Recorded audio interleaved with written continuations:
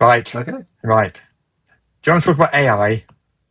Oh, always, constantly. Peter wants to talk about AI. I can tell. I'm compelled to talk about AI. I don't know What if that's happened thinking this as week? wanting to talk about it. Mm. Well, I was minding my own business, looking at amazing, beautiful art, witty comments, clever ideas to do D&D and so forth. When I saw a well-known name boosted into my timeline who had thoughts on AI, and then there appeared to be some chap associated with it. And rather than immediately blocking them, I thought I'd have a bit of a look and let Russ know about it, because my goodness, it's certainly something. What is Russ, that something? well, it's called CredTent. It is an organization, and they claim to have the capability to enable you to opt out or license your work for AI training without imitation.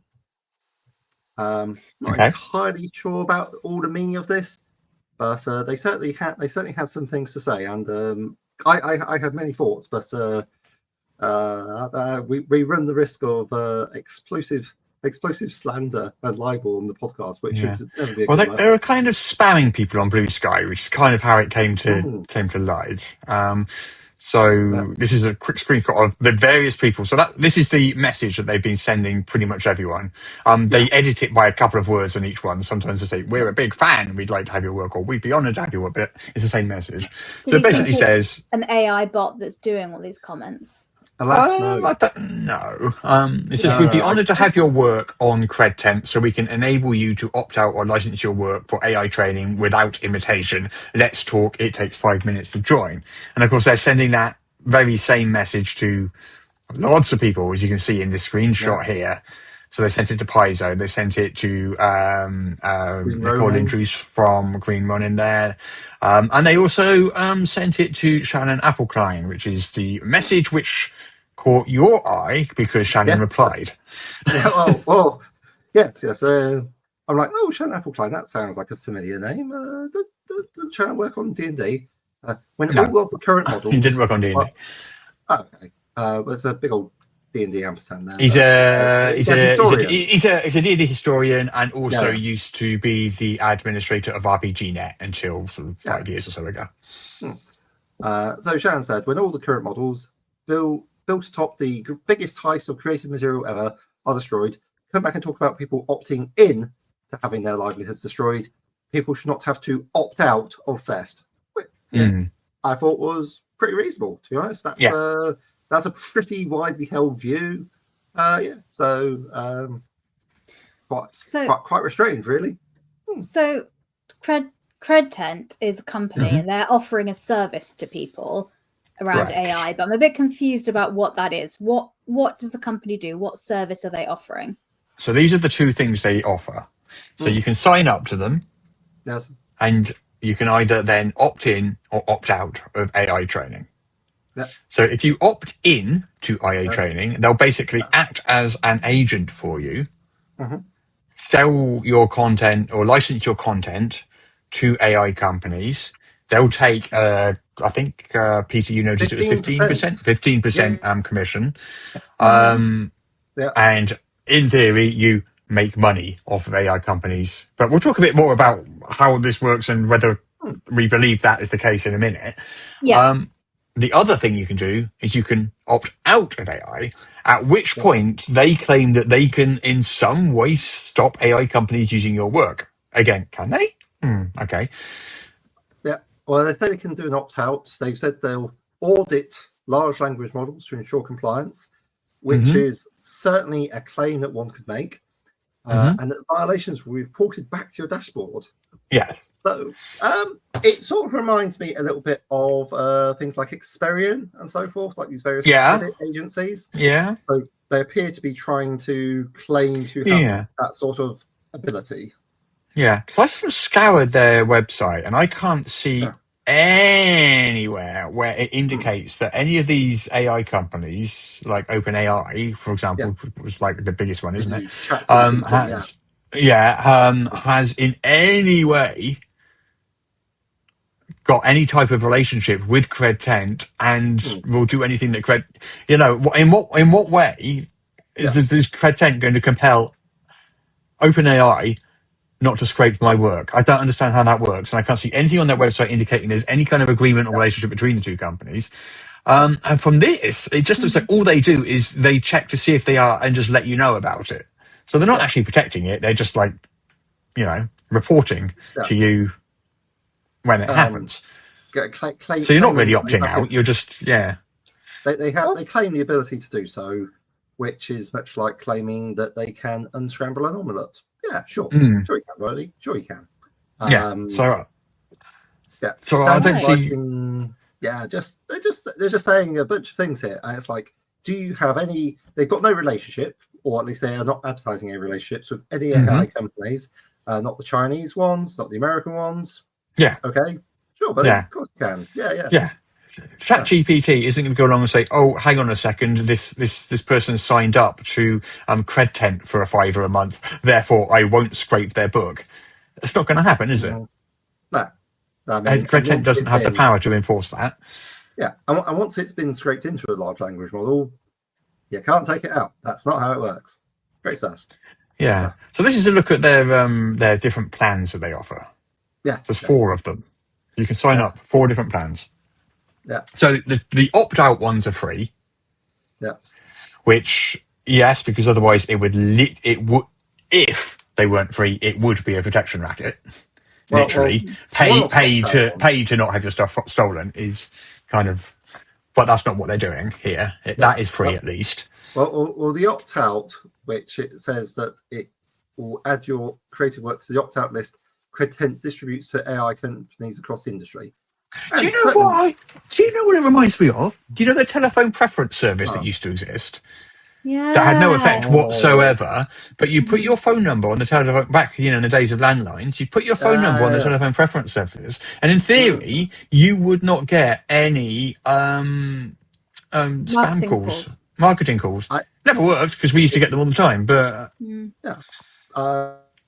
it was quite good though. So you could say in a very indignant fashion, "Excuse me, I'm signed up to the telephone preference service. How did you get this?" Yeah, exactly. I still say that. I haven't paid for the service, but I just say it. So what we've got? So we've got opt-out. So we've got opt-out and opt-out premium. Yes. So opt-out is free. Opt-out premium is $19. Now, what are you paying them $19 to do? What does that say? Well, the opt-out version means that your specific name and creative works are not supposed to be used by the AI companies. Although, again, no evidence that that's been done. But they say they'll distribute it to them, including your website, and that they will track these for compliance and posterity. Whatever that means. Again, there is no enforcement mechanism at this time for this to have any sort of teeth. That what you'd be paying $19 a year for would be they would do, quote, intermittent auditing and detailed reporting. Yes, so, that's the only difference between those 2 tiers, isn't it? Just that. Yeah. So if I went for a premium tier, I would occasionally get a report saying, "Hey, we've had a look, and it looks like ChatGPT is using your content." And you'd be like, "Oh, great, thanks, cheers. What do I do with that information?" Yeah, what do I do with that? Yeah. Well, it says that they'll do intermittent auditing. Well, the thing about intermittent is that's in a schedule. So once every 5 years would be intermittent. Maybe it's once every week. Maybe it's once every day. Who can say? Intermittent is a word without a schedule.